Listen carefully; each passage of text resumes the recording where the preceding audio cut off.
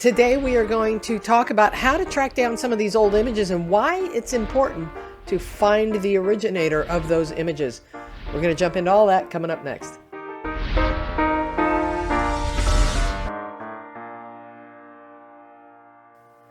Okay, so here I am in my family tree and I have Wilhelmina Lee Koss down here, and I ran across her photograph. Here's her profile, but I ran across her photograph the other day and I was like, oh, I want to figure out how to find the originator of this image. Now, why would I want to do that?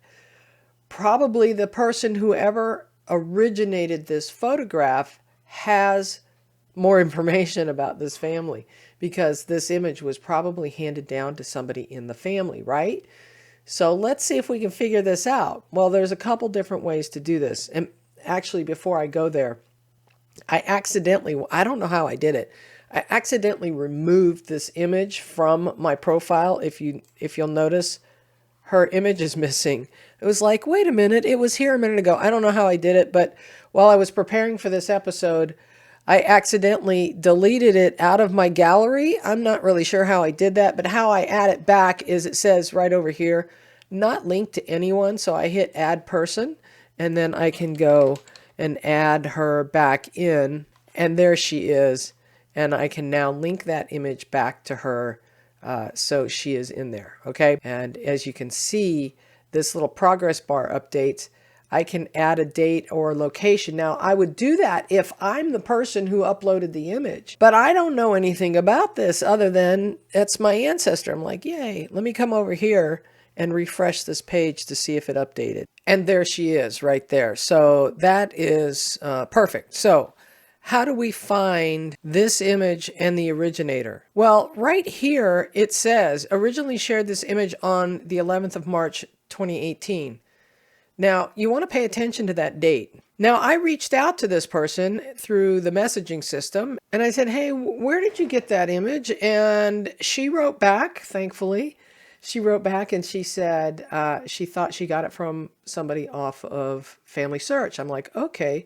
So I went over to FamilySearch, and I look her up over there. And sure enough, there is an image here. When I click on it, I can see that somebody contributed it the day before she did. So she must be following this person on FamilySearch and happened to see an update with an image, and she probably went and downloaded it and then uploaded it over on Ancestry. So that's one way you want to do that. So I went, wait a minute, I know this guy who uploaded this.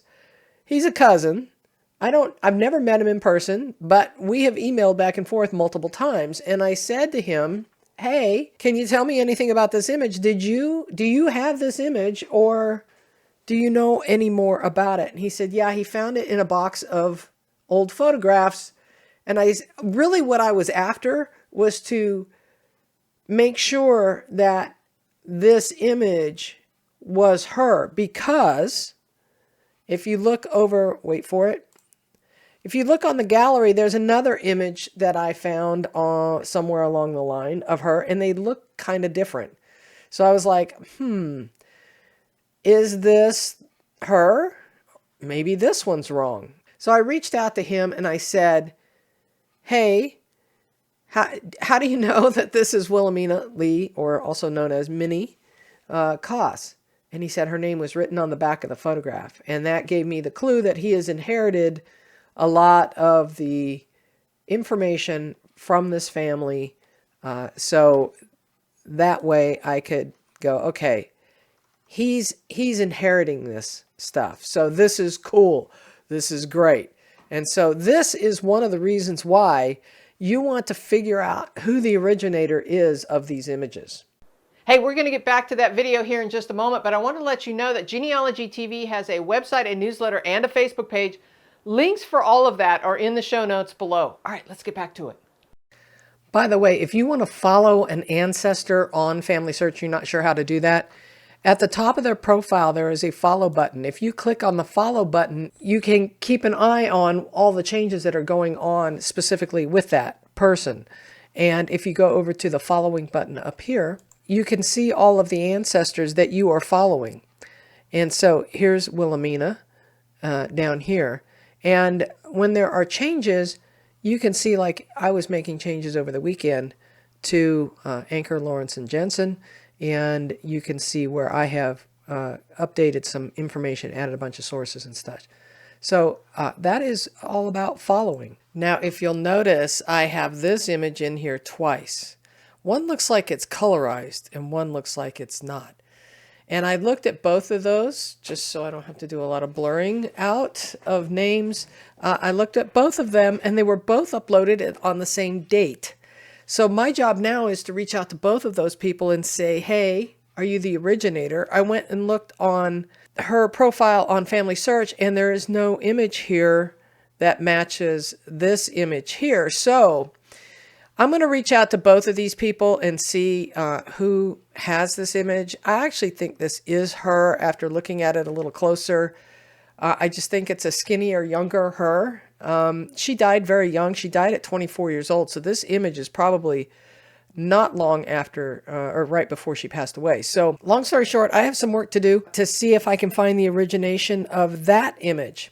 All right, well, where do you find these photos in the first place? First of all, we've talked about family, right? And a lot of times you'll find these photographs in hints on Ancestry or in the ancestor profiles on FamilySearch and MyHeritage and alike.